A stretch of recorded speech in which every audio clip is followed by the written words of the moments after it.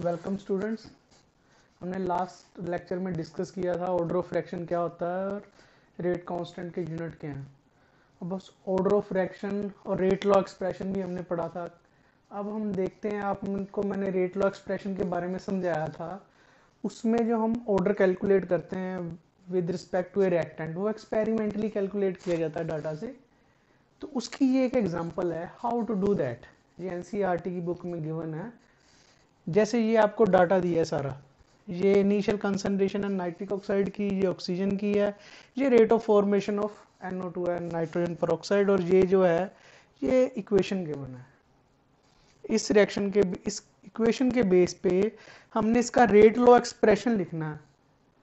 तो आपको बताया था इसकी पावर हमने कैलकुलेट करके लिखनी होती है, एक्सपेरिमेंटली डिटरमिन करके लिखनी होती है।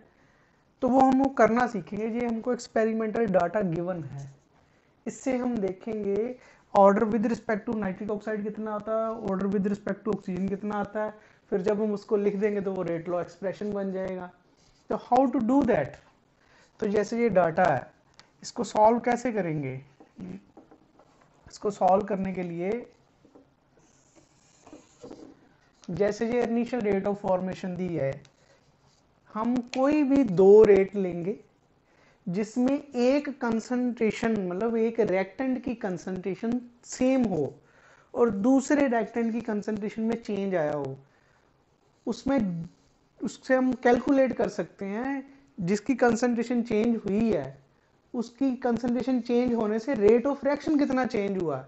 तो हम ऑर्डर उस with respect to that reactant calculate कर सकते हैं। देखिए जैसे अब जैसे ये वाला केस है, फर्स्ट और सेकंड एक्सपेरिमेंट है ये।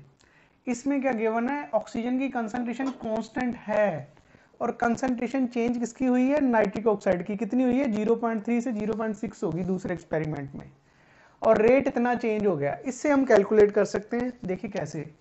सो to solve that, to calculate order with respect to A जैसे यहां नाइट्रिक ऑक्साइड है तो हम ये नाइट्रिक ऑक्साइड ले लेते हैं। ऑर्डर किसके विद रिस्पेक्ट टू है, जिसकी चेंज हुई है। तो हम क्या करेंगे, सेकंड रेट ऑफ फॉर्मेशन को फर्स्ट रेट ऑफ फॉर्मेशन से डिवाइड कर देंगे। कौन सी टर्म को डिवाइड करना होता है, ऑब्वियसली जो बड़ी है टर्म उसको छोटे वाले से डिवाइड करेंगे। So we will divide rate 2 divided by rate 1। ये इसका मतलब क्या है, देखिए रेट 2 डिवाइडेड बाय रेट 1। जैसे आपको एक्सप्लेन किया था कैसे लिखते थे, जो भी रेक्टेंट है उसकी कंसंट्रेशन जिसके with respect to order calculate करना है, अभी हमको पता ही नहीं है कितना, तो हमने अल्फा लिख लिया। और ऑक्सीजन के विद रिस्पेक्ट टू भी नहीं पता तो उसका हमने बीटा लिख लिया। ऐसे ही नीचे के NO power alpha O2 power beta, ये जनरल एक्सप्रेशन है। रेट तो सेम ही बनेगा, बट अब ये वैल्यूज पुट करेंगे हम। रेट 2 हमको गिवन है 0.384, डिवाइड कर दिया रेट 1 से 0.096 इक्वल टू के।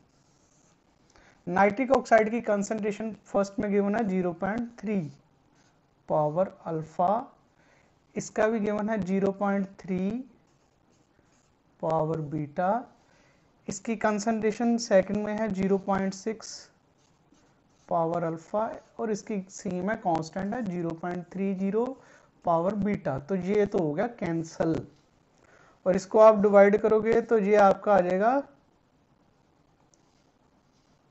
सॉरी ये 0.6 ऊपर आना था, सेकंड वाला हमने ऊपर लिखना था, ये 3 नीचे लिखना था, माय मिस्टेक। तो ये आप कैंसिल करोगे तो रेट कांस्टेंट तो आपको मैंने कल भी एक्सप्लेन किया था लास्ट लेक्चर में, वो सेम रहता है किसी भी रिएक्शन के लिए जब तक आप टेम्परेचर ना चेंज करो। तो ये सेम है, ये भी हो जाएगा कैंसिल, और ये आपका डिवाइड करके आ जाएगा 2।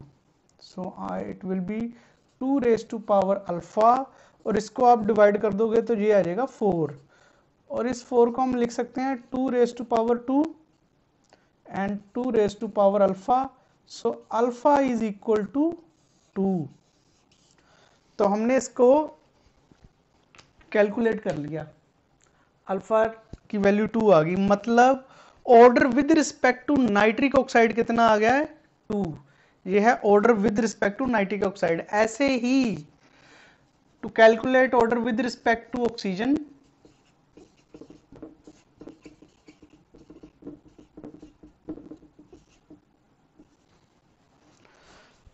हम वो वाली वैल्यू अब लेंगे जिसमें ऑक्सीजन की कंसंट्रेशन चेंज हुई हो और नाइट्रिक ऑक्साइड की कंसंट्रेशन सेम हो। जैसे इसकी सेम है फर्स्ट और थर्ड में, और ऑक्सीजन की चेंज हुई है फर्स्ट और थर्ड में।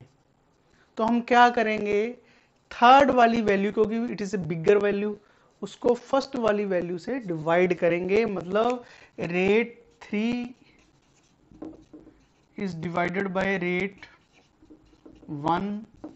जैसे आपको मतलब समझाया पहले, के की वैल्यू तो सेम ही होगी, कैंसिल हो जाएगा।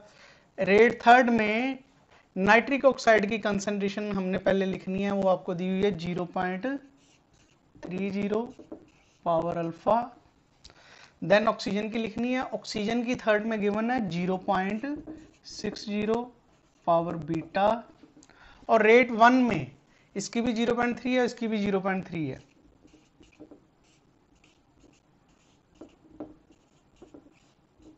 ये तो हो गया कैंसल, ये भी कैंसल, और ये आप इसको कैंसिल करोगे तो ये आ जाएगा 2, इधर 1 आ जाएगा, ये 2 आ गया। तो ये आंसर, इधर रेट की वैल्यू को भी ऐसे ही कर देंगे डिवाइड। रेट कितना गिवन है आपको 0.192 डिवाइडेड बाय 0.096, और ये सारा सॉल्व करके इधर आ जाएगा 2 बीटा।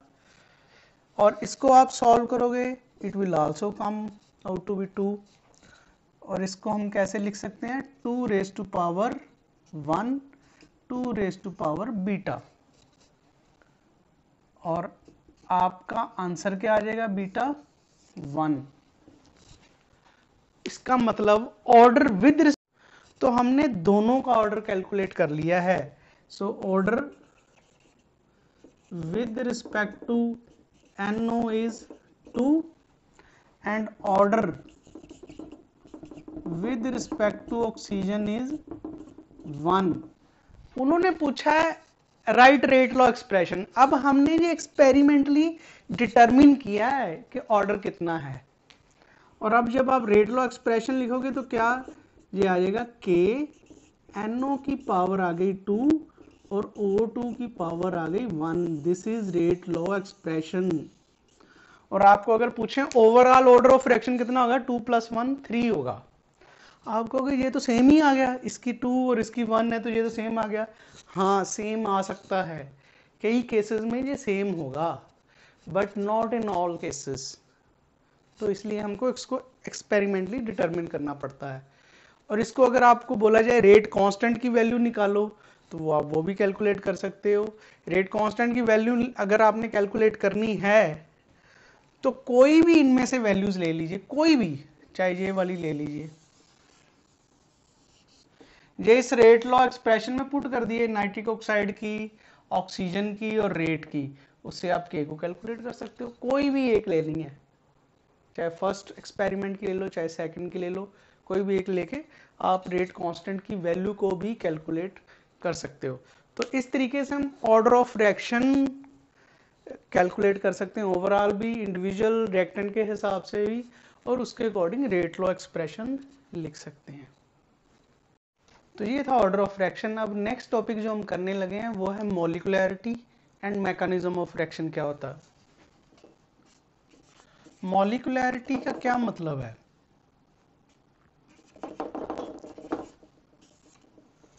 मैंने आपको समझाया था, कोलिजन थ्योरी है एक, जिसके अकॉर्डिंग कोई रिएक्शन तब होता है जब मॉलिक्यूल रिएक्टेंट के एक दूसरे के साथ कोलाइड करते हैं। तो वो कितने मॉलिक्यूल या आयन या एटम्स, जो अगर रिएक्शन में एटम हिस्सा ले रहे तो एटम, आयन हिस्सा ले रहे तो ion, molecule if they are taking part then molecule. So number of molecules, atoms और ion which must collide together simultaneously, जो इकट्ठे कोलाइड करें, so that chemical change occurs, chemical reaction हो जाए, उस गिनती को हम बोलते हैं मॉलिक्यूलैरिटी। तो मॉलिक्यूलैरिटी क्या है? नंबर ऑफ मॉलिक्यूल्स, आयंस और atoms which must collide together simultaneously so as to bring about a chemical change और chemical reaction, उसको हम बोलते हैं मॉलिक्यूलैरिटी। अब अगर तो कोई एलिमेंट्री रिएक्शन है, एलिमेंट्री रिएक्शन मतलब जो एक स्टेप में ही हो जाता है, वो सिंपल रिएक्शन भी हम बोल सकते हैं, we can call it as elementary reaction also. तो फिर तो जितने मॉलिक्यूल हिस्सा ले रहे हैं उसमें वही मॉलिक्यूलैरिटी होगी। फॉर एग्जांपल जैसे अमोनियम नाइट्रेट की डीकंपोजिशन है, अमोनियम नाइट्राइट की डीकंपोजिशन है to give water and nitrogen, और डाइऑक्सीजनाइड डाइफ्लोराइड की डीकंपोजिशन है, इसमें एक ही मॉलिक्यूल हिस्सा लेता है। तो ये जो रिएक्शन है इनको हम बोलते हैं unimolecular. These are unimolecular reaction जिसमें एक ही मॉलिक्यूल। और अगर कोई रिएक्शन जिसमें two molecules which must collide together simultaneously, then that reaction is called bimolecular reaction. जैसे ये हाइड्रोजन आयोडाइड की डीकंपोजिशन है, so this is bimolecular reaction. और अगर किसी रिएक्शन में तीन molecule, three molecules which must collide together simultaneously, ये जरूरी नहीं है तीनों अलग हों, एक जैसे भी हो सकते हैं, जैसे जो दो एक जैसे हैं, एक ये है। So this is try molecular reaction और टर मॉलिक्यूलर रिएक्शन। तो अब आपने कभी देखा हो जब कोलिजन होता है, मतलब कोई एक्सीडेंट होता बाई चांस, तो दो चीजें आपस में टकरा गई, जैसे दो स्कूटर या साइकिल या मोटरसाइकिल एक दूसरे में टकरा गए, वो आपने ज्यादातर देखा होगा। और तीन इकट्ठे टकरा जाएं बिल्कुल इकट्ठे एकदम से, वो बहुत कम होता है। और चार या पांच टकरा जाएं ये तो बहुत ही रेयर होता है। तो इस हिसाब से कई ऐसे रिएक्शन तो बहुत स्लो होने चाहिए जिनमें मॉलिक्यूल्स की गिनती ज्यादा है। जैसे सपोज कीजिए ये रिएक्शन है, bromide ion reacts with bromate ion and hydrogen ion to give bromine and water। अब इसमें अगर हम रिएक्टेंट की गिनती देखें तो 6 आयंस हैं, 5 ब्रोमाइड आयन है, देयर इज 1 ब्रोमेट आयन और 6 हाइड्रोजन आयंस हैं। इसका मतलब ये 12 आयन इकट्ठे कोलाइड करेंगे तो तब रिएक्शन होगा। ये तो बहुत ही रेयर है, ये तो फिर रिएक्शन ही नहीं हो चाहिए, ये तो पॉसिबिलिटी बहुत लो होगी, बट ये रिएक्शन तो फास्ट होते हैं। तो इसका क्या मतलब है? ऐसे रिएक्शन में 12 आयंस इकट्ठे कोलाइड नहीं करते, ऐसे रिएक्शन होते हैं कॉम्प्लेक्स रिएक्शन।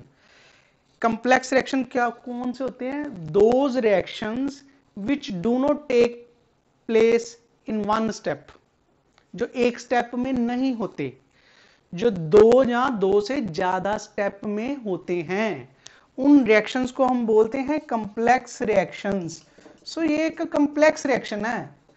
तो कॉम्प्लेक्स रिएक्शन में मॉलिक्यूलैरिटी आप इससे सीधा नहीं निकाल सकते, इसको हम अलग अलग स्टेप में लिखेंगे, कौन से स्टेप में रिएक्शन होता है। और वो जो स्टेप का जो सीक्वेंस है, जिस स्टेप में वो रिएक्शन होता है, that sequence is called mechanism of reaction। so mechanism of reaction का क्या मतलब होगा? इसका मतलब होगा sequence of steps या sequence of elementary reaction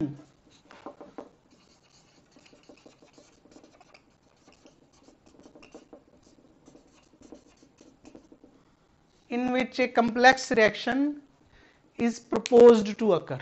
उसको हम बोलते हैं मैकेनिज्म ऑफ रिएक्शन। तो उसमें फिर मॉलिक्यूलैरिटी कैसे निकालते हैं? हम जो भी स्टेप लिखते हैं उन स्टेप में से जो सबसे स्लोएस्ट स्टेप होगा उस पे मॉलिक्यूलैरिटी डिपेंड करती है। उस स्लो स्टेप में जितने मॉलिक्यूल्स होंगे उस पे मॉलिकुलैरिटी डिपेंड करती है और ऑर्डर ऑफ रिएक्शन भी उसी पे ही डिपेंड करता है। जैसे इसको कैसे समझ सकते हैं, मान लो कोई चीज़ की मैन्युफैक्चरिंग है, जैसे शर्ट ही है जी। अगर आप देखो होलसेल इंडस्ट्री में जब शर्ट मैन्युफैक्चर करते हैं तो एक बंदा सारा कुछ नहीं बनाता, कोई एक बंदा कटिंग कर रहा है, कोई दूसरा स्टिचिंग कर रहा है, हो सकता है एक सिर्फ कॉलर को ही बना रहा हो और एक सिर्फ कफ को ही बना रहा हो और एक बंदा सिर्फ बटन ही स्टिच कर रहा हो इसके साथ। तो मान लो अलग अलग पार्ट अलग अलग डिपार्टमेंट में बन रहे हैं, तो पूरी शर्ट तो तब तक नहीं बनेगी जब तक सारे पार्ट असेंबल नहीं हो गए।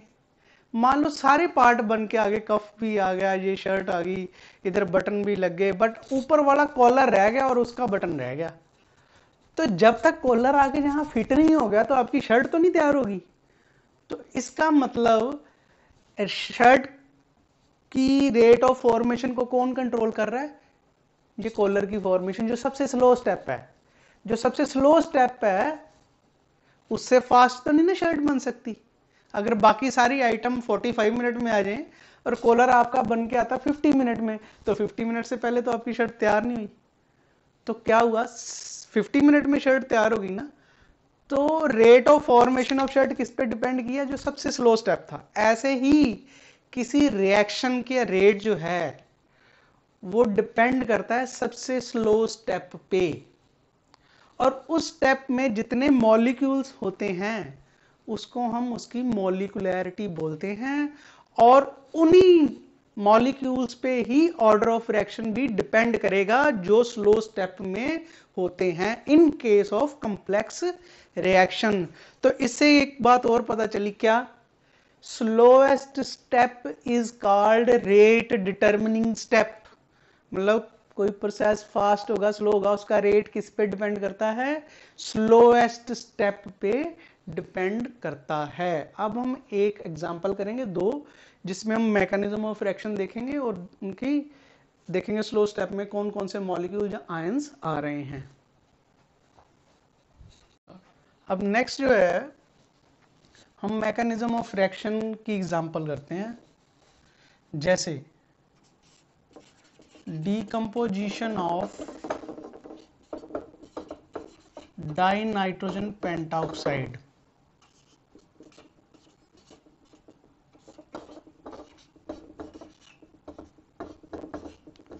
तो ये रिएक्शन है, इसको अगर हम देखें तो जो सेकंड ऑर्डर होना चाहिए, बट ये कॉम्प्लेक्स रिएक्शन है, ये सिंपल रिएक्शन नहीं है, ये एलिमेंट्री रिएक्शन नहीं है, ये दो स्टेप में होता है। अब इसका मैकेनिज्म जो प्रपोज किया गया है वो क्या है? इसके मैकेनिज्म में देखा जाता है, फर्स्ट स्टेप में नाइट्रोजन डाइनाइट्रोजन पेंटाऑक्साइड डीकंपोज होती है NO2 एंड NO3 में। ये इसका स्लो स्टेप है।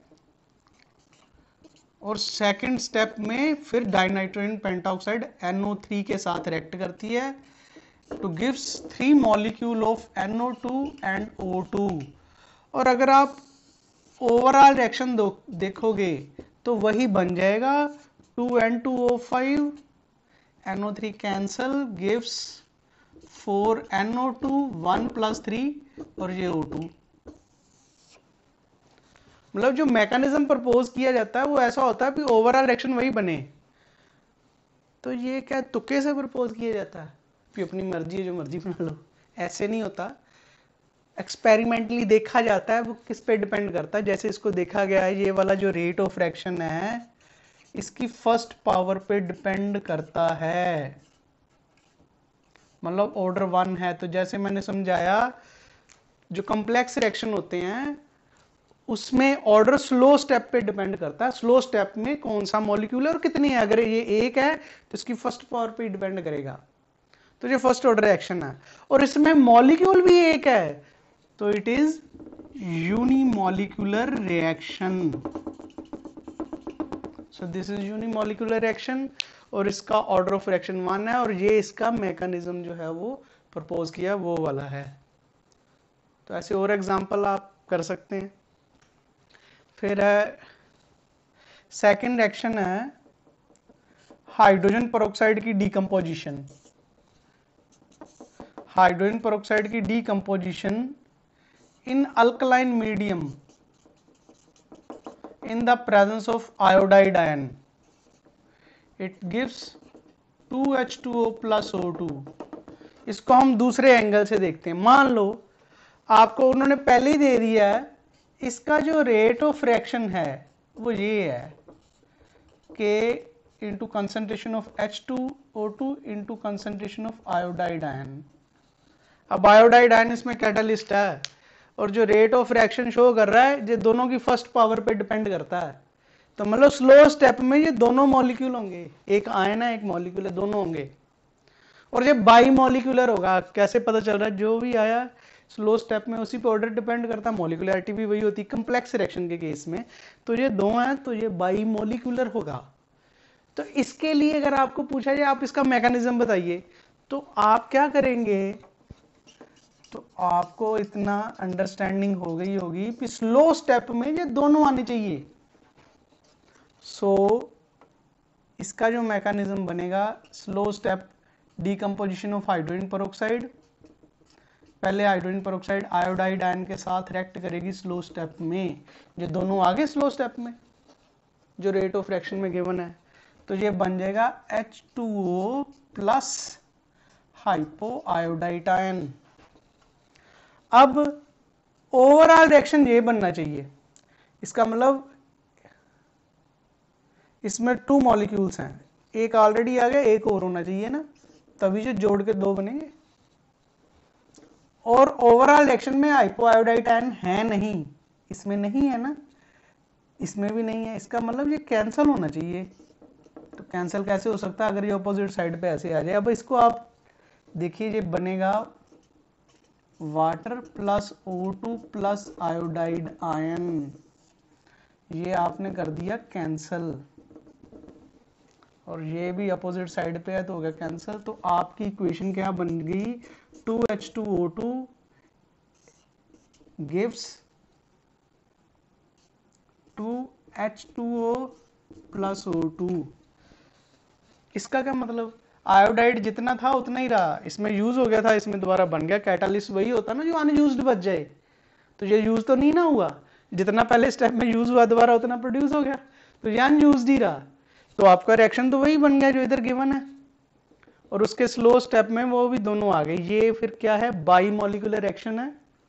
स्लो स्टेप में ये दो हैं तो दोनों पे ऑर्डर ऑफ रिएक्शन डिपेंड करेगा। अगर इसका एक मॉलिक्यूल है, इसकी पावर 1 आएगी, इसकी भी 1 आएगी, ओवरऑल ऑर्डर ऑफ रिएक्शन इसमें 2 आ जाएगा। अब लास्ट चीज, ऑर्डर और मॉलिक्यूलैरिटी में क्या फर्क पता चला आपको? ऑर्डर ऑफ रिएक्शन जो है वो हम एक्सपेरिमेंट करके कैलकुलेट कर सकते हैं। मॉलिक्यूलैरिटी एक थ्योरेटिकल कंसेप्ट है, वो आप एक्सपेरिमेंटली नहीं देख सकते क्या है वो। और ऑर्डर ऑफ रिएक्शन मैंने जैसे समझाया था, फर्स्ट ऑर्डर हो सकता है, 0 हो सकता है, 3rd 4th, मतलब ऑर्डर 0 भी हो सकता है, बट मॉलिक्यूलैरिटी कभी भी 0 नहीं होगी। रिएक्टेंट कोई तो होगा, एक मॉलिक्यूल तो होगा ही होगा ना, या 2 होंगे, तो ये फ्रैक्शन में भी नहीं आ सकती, ऑर्डर फ्रैक्शन में भी आ सकता है। और जो जैसे बताया, ये मॉलिक्यूलैरिटी फ्रैक्शन में नहीं आ सकती, ऑर्डर जो है वो फ्रैक्शन में भी आ सकती है उसकी वैल्यू। और order of reaction overall reaction का होता है, पूरे रिएक्शन का होता है ओवरऑल ऑर्डर ऑफ रिएक्शन। सो इस पूरी इक्वेशन का ऑर्डर ऑफ रिएक्शन 2 है, पर मॉलिक्यूलैरिटी कंप्लेक्स रिएक्शन की नहीं होगी, ये सिर्फ और सिर्फ एलिमेंट्री रिएक्शन पे एप्लीकेबल है, उसकी होगी। तो ये इनके डिफरेंस हैं। सो आपने आज क्या क्या पढ़ा?